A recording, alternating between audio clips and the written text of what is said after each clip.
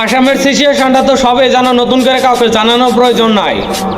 আমি শুধু এই কথাটা হিন্দুদেরকে বলতেছি, তোমরা কি করতে পারছো জমিদার খুনের? কিছু করতে পারছো? কিচ্ছু করতে পারো নাই, আর কিচ্ছু করতেও পারবা না। আর হ্যাঁ, কখনো কি শুনছো যে কোনো আসামি বা কোনো খুনি কোনো 5 স্টার হোটেলে থাকে, কিন্তু তারা রাখতেছে? কেন রাখতেছে? তারা তাদের আপন মানুষ। আর হ্যাঁ, জুবিনদার খুনের যদি বিচার করা তাদের ইচ্ছাই থাকতো, তাহলে এতদিন তারা বিচার করতো, কেন করে নাই? তারা শুধু অপেক্ষা করে আছে ইলেকশনে যদি তারা একবার জয় হয়, জুবিনদার খুনের বিচার কি আর কি? হিসুমকে তোমার আমার মতন আমজনতা কি আর কি?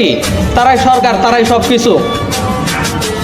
আর হ্যাঁ, এই কথাটা হিন্দু মুসলিম সবাইকে বলতেছি, আমাদের মুসলিম ধর্ম কোনো ধর্মকেই এবং কি কোনো মানুষকে ছোট করে দেয় না এবং কি তাদের হিংসা করে না, যেটা কিন্তু হিমন্ত বিশ্ব শর্মা মুখ্যমন্ত্রী হয়ে করতেছে।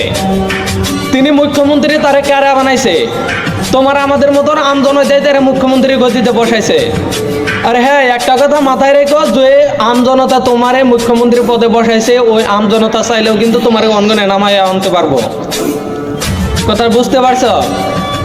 এই কথাটা শুধু হিন্দুদেরকে না, হিন্দু মুসলিম সবাইকে বলতেছি। তার কারণ আমাদের সবখানে আমাদের মুসলিমরা মানে হিন্দু মুসলিম ভাই ভাই। হ্যাঁ, হিন্দু মুসলিম ভাই ভাই। তার কারণ আমরা মুসলমান মানুষ, আমরা কোনো ধর্মকে এবং কি কোনো মানুষকে ছোট করে দেই না, যেটা কিন্তু তোমাদের মানুষ হিমন্ত বিশ্ব শর্মায় দেখতেছে। আর হ্যাঁ, তারা নাকি দেশ থেকে মিয়া মানুষ সরাই দিব। আরে দেশ থেকে যদি মিয়া মানুষ সরাই দেয়, তাহলে আসামের নাম অসমিয়া হইল কেমনে? এটা আমারে বোঝাও। অসম দেশটা অসমিয়া হইল কেমনে? দেশটা স্বাধীন করার সময় শুধু হিন্দুরাই ছিল না, মুসলমানরাও সঙ্গে ছিল, যার জন্যই কিন্তু দেশটা অসমিয়া হয়েছে। আর হ্যাঁ, তোমরা শুধু দেশ নিয়ে পড়ে থাকো না, এটা কথা মাথায় রাখো, এইবার ইলেকশনে যদি বিজেপি জয় হয়, তাহলে কিন্তু শুধু মুসলিম না, হিন্দুদেরকেও কিন্তু কোনোখানে ঠাঁই নাই। হ্যাঁ, কথা বুঝতে পারছো? হিন্দুদের কিন্তু কোনোখানে ঠাঁই নাই। এদিকে তামিল ফিল্মের মেগা সুপারস্টার থালাপতি বিজয় কিন্তু একটা দল গঠন করছে, এটিভি নামের দল একটা গঠন করছে।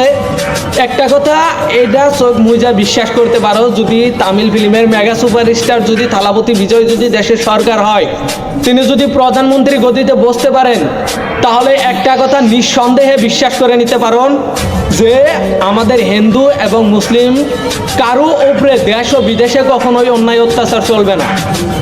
আর এই ভিডিওটা প্রচুর শেয়ার করে যাও, যাতে সবাই দেখতে পারে যে তিনি সরকারের গদিতে না বসান, মুখ্যমন্ত্রীর গদিতে বসান, আমাদের ইসলাম ধর্মের উপর, আমাদের হিন্দু এবং মুসলিম ভাইদের উপর কতটা অন্যায় অত্যাচার করতেছেন।